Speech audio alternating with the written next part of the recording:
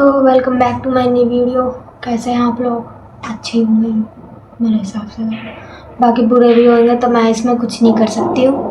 भाई देखो अब मैं क्या करता हूँ। आपकी ज़िंदगी है, आपको सही करनी है। अगर बुरी चल रही है तो सही करो, सही चलाओ। तो शुरू करते हैं आज हम अपनी वीडियो में। आज का टॉपिक क्या है?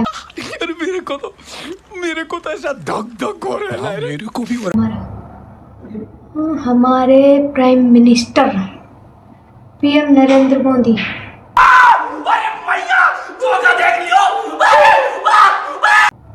हमारे आज का टॉपिक है पीएम नरेंद्र मोदी।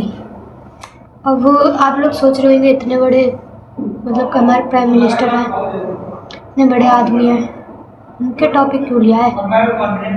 तो मैं बताना चाहूँगी कि उनके ऊपर इल्ज़ाम लगाया गया प्रधानमंत्री वोट चोर है, झूठ है। तो मैं बता दूँ आपको, एकदम सच है। एंड चलते हैं, हम इन्हीं की रील्स का रिव्यू करने वाले हैं। चलो फिर बिना टाइम वेस्ट करते हुए फंस गया सीएम। तो सबसे पहले देखो ये वाली रील। सरकार है गुजरात में सरकारी स्कूलों की हालत जाके देख लो। जब अभी गुजरात के पिछले चुनाव में लड़ने गया तो प्रधानमंत्री जी गुजरात से ही आते हैं। वो ये दिखाना चाहते थे कि वो किस तरह से शिक्षा पे काम कर रहे हैं।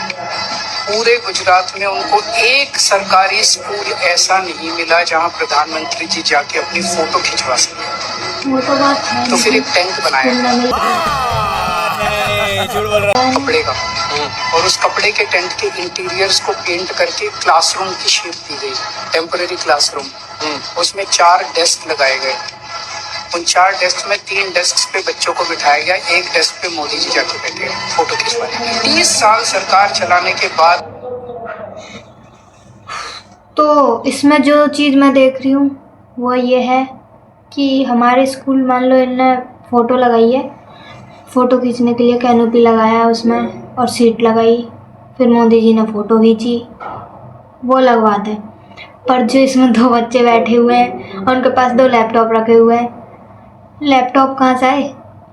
वो सोचने वाली बात है, क्योंकि आजकल के ज़माने में हम भी तो भाई पढ़े हुए थे। एंड जो भी सरकारी स्कूल में पढ़ता है उसके पास ज़रूरी ना हो कि सबके पास लैपटॉप हो। किसी के पास भी लैपटॉप नहीं मिलेगा, किसी के भी पास नहीं मिलेगा। पर इसमें फ़ोटो में दिखाने के लिए मोदी जी ने क्या दिमाग लगाया, एक भी स्कूल नहीं मिला इन्हें। तो हम चलते अपनी नेक्स्ट रील पे। हमारी सेकंड रील। उन्होंने कहा आजादी के 60 वर्ष बाद कहा गया कि हम आदमी नहीं हैं, कुत्ते के पिल्ले। कुत्ते के पिल्ले। जिसने कहा हो उसने गलत किया। कौन है वो ऐसा कहने वाला? ये आपने कहा था। गजब बेइज्जती है।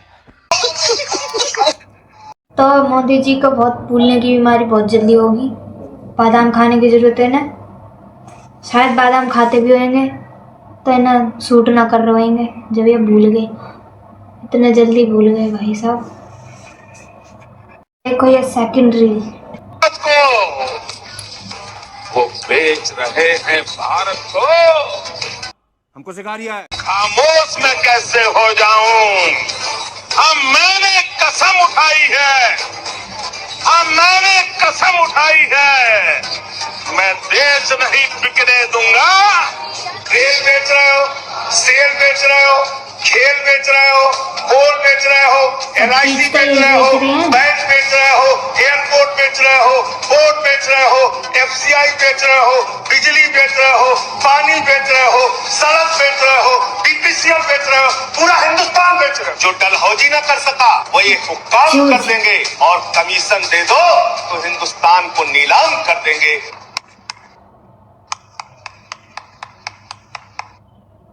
भाई वाह, बहुत अच्छी बात कही है इन्होंने कि मोदी जी क्या बेच रहे हैं। मोदी जी ने जब उन्हें वोट मिले थे, उन्होंने चुनाव जीता था, बहुत सारे वादे किए थे। अब हमें सबको क्या, सबको ही लगता है इस देश को संभाल लेना, वरना 75 साल बाद कोई गंवार इसको धर्म के नाम पर बांट देगा। देखो ये वाली रील, कि अगर हम चुन करके आएंगे तो 100 दिन में महंगाई कम करेंगे। महंगाई कम क्या, इतनी सी भी कम ना हुई।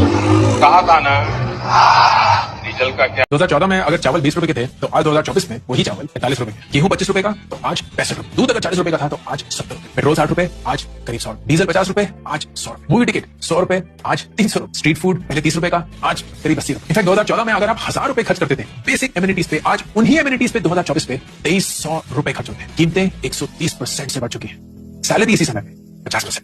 हुआ कुछ नहीं हुआ। पेट्रोल का क्या हुआ?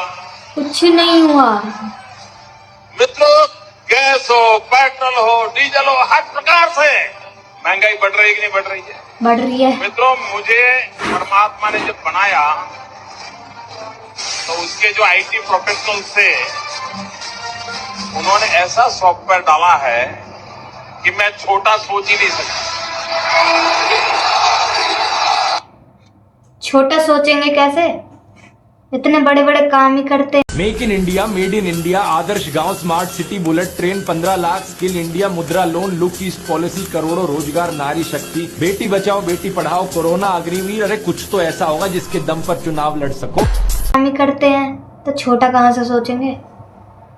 बड़ा काम इन्होंने ये किया कि महंगा, जब से ये आए हैं जो 2014 से महंगाई इतनी बढ़ गई है, इतनी बढ़ गई है कि हमारे इन्हें तो कोई फर्क नहीं पड़ता, पर जो गरीब लोग हैं, मैं गरीब हूँ, मैं गरीब हूँ, उन्हें बहुत फर्क पड़ता।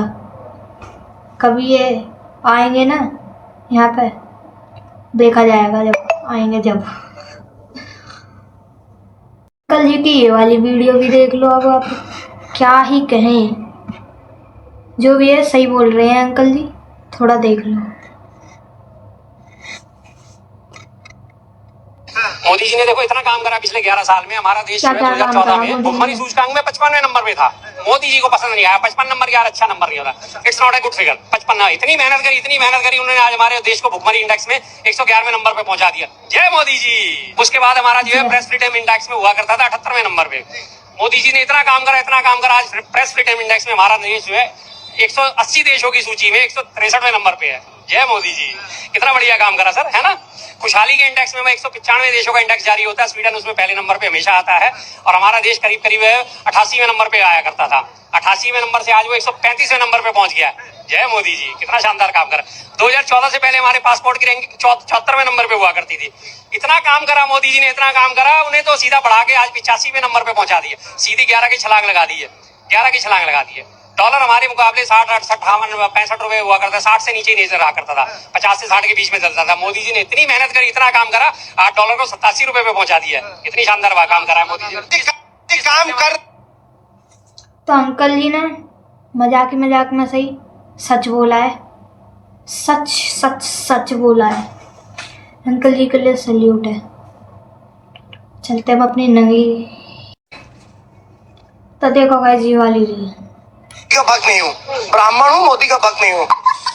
तो मेरे मुद्दे हैं, देश के युवा के मुद्दे हैं, महंगाई, बेरोजगारी, शिक्षा, स्वास्थ्य, अच्छा वातावरण, एकता, भाईचारा। क्या बात है सर। लेकिन मोदी जी के मुद्दे क्या है? हिंदू मुसलमान भाइयों बहनों, मंदिर मस्जिद, Bharat Pakistan, mangalsutra, veg non veg. अच्छा। देश के प्रधानमंत्री का स्तर तो इतना गिर गया है कि शौचालय के बाहर इनकी तस्वीर लगी है। तौबा। लेकिन किसी भी यूनिवर्सिटी और कॉलेज के बाहर इनकी तस्वीर नहीं लगी। एक शायरी कहना चाहता हूँ, मुगलों ने लूटा तो ताजमहल बना दिया, मुगलों ने लूटा तो ताजमहल बना दिया, अंग्रेजों ने लूटा तो रेलवे बिछा दिया, मोदी ने लूटा तो शौचालय बना दिया, और पूरी भाजपा ने लूटा तो हमें भिखारी बना दिया। बनाएगा क्या? तो भिखारी तो बना ही दिया है, क्योंकि बेरोजगारी इतनी है हमारे देश में 2014 से पहले। तो ध्रुव राठी की ये वाली रील भी देख लो। ध्रुव राठी का तो अलग ही लेवल है, उनसे कोई नहीं जीत सकता। हिंदू और मुसलमान की नहीं है। जहाँ सिखिज्म से फायदा हो वहाँ ये पगड़ी बांधकर गुरुद्वारे में दाल बनाते हुए और लंगर सर्व करते हुए दिखते हैं मोदी। नरेंद्र मोदी ने एक बार कहा था, भगवान बुद्ध के साथ इनका सुखद संबंध है। भगवान बुद्ध के साथ मेरा एक और संबंध भी है, जिसमें अद्भुत संयोग भी है। सुखद भी है। और एक बार इन्होंने कहा बोहरा मुसलमानों के साथ इनका पुराना रिश्ता है। साथियों, बोहरा समाज के साथ मेरा भी रिश्ता बहुत पुराना है। इतना ही नहीं, ईसाइयों के साथ भी इनका बहुत पुराना और आत्मीय नाता है। क्रिश्चियन कम्युनिटी के साथ तो मेरा संबंध तो नया नहीं है, बहुत पुराना और आत्मीय नाता रहा है। एक बार इन्होंने कहा कि जीवन का एक महत्वपूर्ण कालखंड इन्होंने आदिवासियों के बीच बिताया है। जीवन का एक महत्वपूर्ण कालखंड मैंने आदिवासियों के बीच में बिताया है। तो एक बार कहा बलिया के साथ भावुक रिश्ता है इनका। बलिया से मेरा एक भावुक रिश्ता, पंजाब के साथ भी इनका विशेष नाता रहा है और चीन के साथ भी इनका विशेष नाता रहा है। पंजाब के साथ मेरा विशेष नाता रहा है। चीन के साथ मेरा निजी रूप से भी एक विशेश नाता है। फ्रांस के साथ भी इनका पुराना नाता रहा है और यदुवंश के साथ भी इनका रिश्ता नाता है। मेरा खुद का व्यक्तिगत रूप से फ्रांस के प्रति लगाव बहुत पुराना रहा है। अरे यदुवंश के साथ तो हमारा रिश्ता है, हमारा नाता है।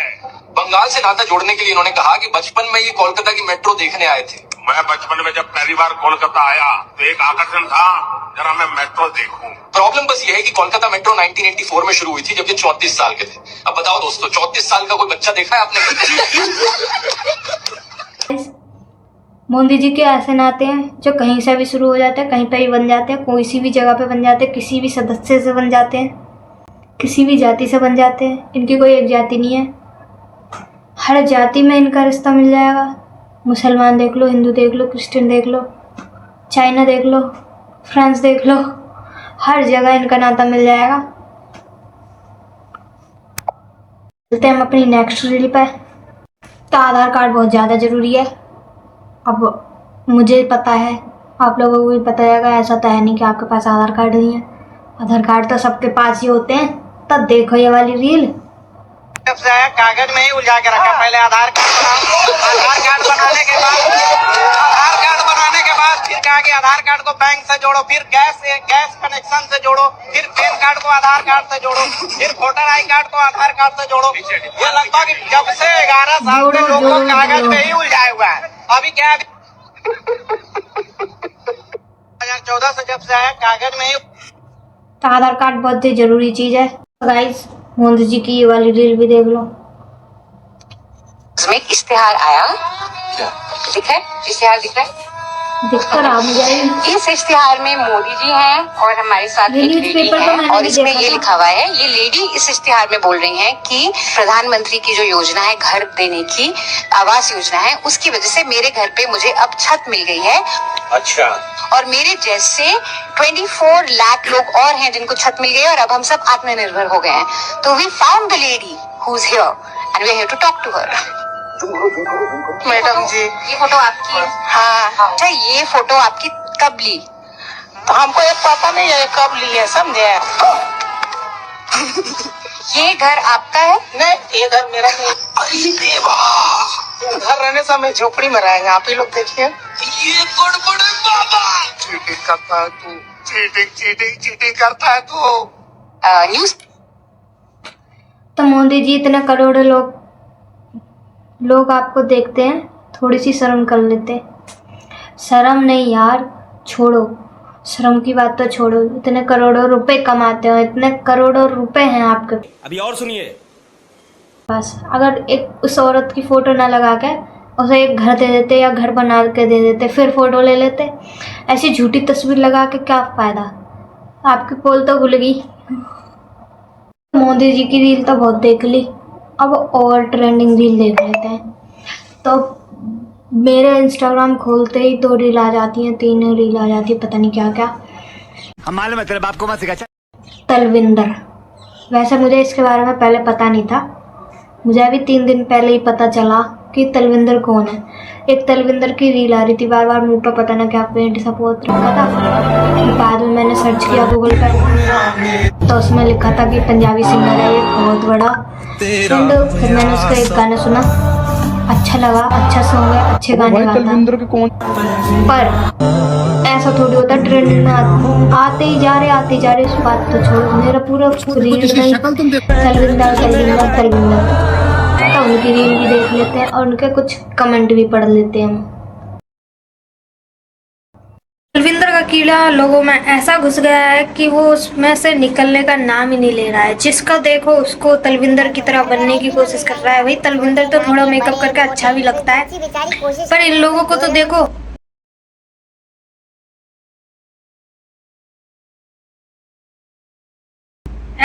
अपना सेंस भी देख लेते, बॉडी सेंस देख लेते। ये लड़की है छोटी सी, देखो पहले आप इसकी रील तलविंदर की तरह कोशिश करती है, उसके कमेंट तो देखो, मैं दिखाती हूँ। देखना है, उसका चेहरा ढूंढ रहे थे इंटरनेट पे, अब लोग तलविंदर को ढूंढ रहे। इतनी कॉपियां आ गई, असली पहचान में ही नहीं आ रहा। तुम्हारे सामने आके खड़ा हो जाएगा तो सोचोगे अरे है जामुन हो गया। तो कोई अगर किसी को कॉपी करता है तो उसको बुरा लगता है। तलविंदर मजे में, हाँ हाँ करो कॉपी, सारी रील लाइक कर दूंगा। भाई कुछ दिन में इंडिया में 90% तलविंदर हो जाएंगे।